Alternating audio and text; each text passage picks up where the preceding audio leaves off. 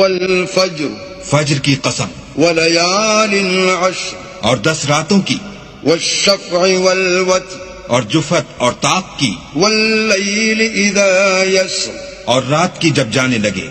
هل في ذلك قسم لذي حجر اور بے شک یہ چیزیں عقل مندوں کے نزدیک قسم کھانے کے لائق ہیں کہ کافروں کو ضرور عذاب ہوگا۔ ألم تر كيف فعل ربك بعاد کیا تم نے نہیں دیکھا کہ تمہارے پروردگار نے عاد کے ساتھ کیا کیا؟